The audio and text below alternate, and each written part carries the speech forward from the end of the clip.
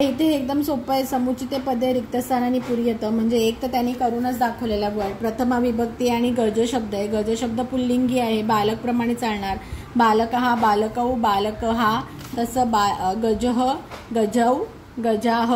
मग त्याच्याप्रमाणे आपल्याला अश्व चालवायचं आहे. मग अश्व कसं येणार? अश्व, अश्वौ, अश्वाह. ओके, प्रथमा विभक्ती झाली. आता पुढच्या शब्दाची त्यांनी दाखवली आपल्याला द्वितीय विभक्ती. तो सूर्य, सूर्यम, सूर्यो, सूर्यान. बालकम, बालकौ, बालकांसारखं चालणार. मग आता आपल्याला चंद्र चालवायचंय.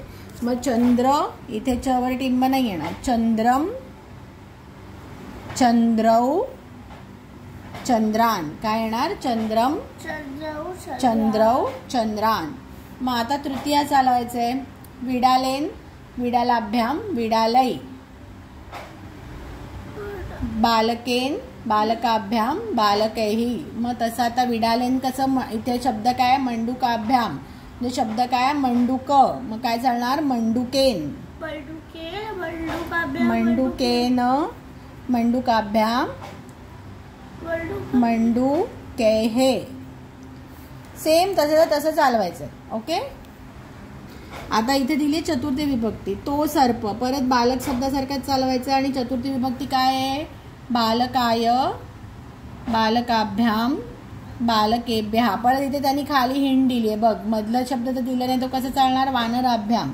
मग सर्पाय, सर्पाभ्याम, सर्पेभ्या. कसं चालणार? सर्पाभ्याम. ओके, मग आता इथे शब्द काय? वानर. मग वानर कसं चालणार? वानराय, वानराय, वानराभ्याम, वानरेभ्यः. ओके, आता इथे पंचमी विभक्ती आहे. पंचमी विभक्तीचं मोदकात शब्द दिलाय, नंतर मोदक शब्द दिलाय. मग आता पंचमी विभक्ती कशी चालते सांग? बालकात पंचमी विभक्ती चालते. बालकात, बालकेभ्याम, बालकाभ्याम आणि बालकेभ्य. कसं चालतंय? बालकात, बालकाभ्याम, बालकेभ्य. हा, मग मोदकात, मोदकाभ्याम, मोदकेभ्यः.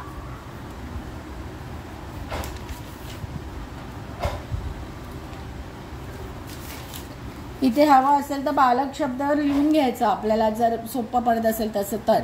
मग आता इथे वृक्ष शब्द आहे. वृक्ष शब्द आपल्याला सेम चालवायचे आहे. वृक्षात, वृक्षाभ्याम, वृक्षाभ्याम, वृक्षेभ्यः, वृक्षेभ्यः. आता षष्ठी रूप आहे. जनस्य, जनयोः, जनानां. बालकस्य, बालकयोः, बालकानां. तसं जनस्य, जनयोः, जनानां. मग आता आपल्याला शुक शब्द चालवायचा आहे. शुकस्य, चे, चाची षष्ठी विभक्ती म्हणजे शुकयोः,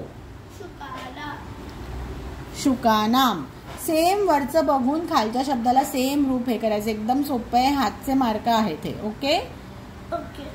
मग शिक्षके, शिक्षकोयोः, सॉरी, शिक्षके, शिक्षकयोः, शिक्षकेषु सप्तमी. बालके, बालकयोः, बालकेषु.